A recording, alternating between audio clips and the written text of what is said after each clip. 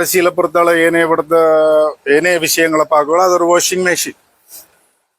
அரசு ஊடகம் அங்க கூட அரசாங்கத்தினுடைய ஊத்தைகளை கழுவி காய வச்சு அது நல்ல மாதிரி காட்டுற இடம் அது. இருந்தாலும் அந்த வேலையை நான் செய்யல. சில விடயங்கள் இருக்கு. ஒரு விடயம் நடந்தால் அந்த அந்த நடந்த விஷயத்த சொல்லாம போறது ஒன்று இருக்கு, இல்ல மாத்தி சொல்ல ஒரு விஷயம் இருக்கு. நான் இவ்வளவு காலம் இந்த ஊடகத்துறையில சதுரங்கம் என்ற ஒரு நிகழ்ச்சியை தொகுத்து வழங்கியிருக்கிறேன். கிட்டத்தட்ட 15 வருஷம்.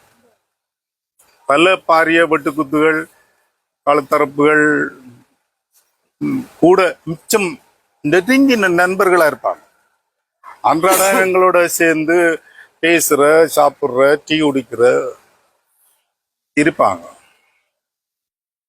இந்த விடயம் என்று வரக்குள்ள எவ்வளத்தை வெட்டலாம், எவ்வளத்தை மறக்கலாம் தான் பார்க்கறது தான் இந்த ஊடகத்துக்குள்ள இருக்கிற விஷயம். ஆகவே நான் வேலை செய்யற நேரம் ஒரு விஷயத்த பேசாம விட்டு இருக்கிறேன். ஒரு சமூகத்துக்கு நடந்த அநீதியை பேசாம விட்டு இருக்கிறேன். ஆனா அந்த அநீதியை இல்ல இது இப்படித்தான் நியாயப்படுத்தினது இல்லை. இது என்ற ஊடக அனுபவத்துல நான் செய்த விடயம். இது எனக்குள்ள இருக்கிற விடயம். பார்த்தாக்களுக்குள்ள என்ன அபிப்பிராயங்கள் இருக்கோ எனக்கு தெரியாது. இருந்தாலும் நீங்க ஊடகவியலாளர் என்ற அடிப்படையில் நான் உங்களிடம் கேட்டுக்கொள்வது, யாருக்கும் பயப்படுத்த உண்மையாண்டா வெளிப்பட்டு போறதா அவங்க எங்கள்கிட்ட வரணும். அதான் நீங்க ஊடகவியலாளருக்குரிய சிறந்த விடயம்.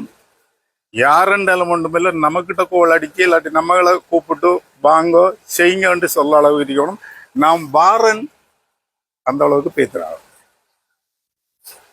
இது அப்படி நாங்க வாரன்னு போனா அவர் எங்களை கொஞ்சம் கீழே இறக்கித்தான் வைப்பாங்க.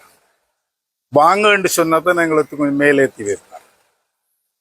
அவே இதை இந்த விஷயத்த, இந்த ஊடகவியலாளர்களுக்குரிய பண்பை, பேரை, ஒழுக்கத்தை நீங்க காப்பாத்துறதுல இருக்க வேணும். கணிசமான அளவு இந்த விடயத்துல நான் இருந்திருக்கிறேன். அதனால வேற பேரெல்லாம் வந்திருக்காது, அது பிரச்சனை இல்லை. வேற பேர்கள் எனக்கு பிரச்சனை இல்லை. ஆனா இந்த விடயத்தை நான் செய்திருக்கிறேன். நீங்களும் இந்த விடயத்துல கவனம் அறிக்கணுங்கிறதா என்ற வேண்டுகோள். மற்றது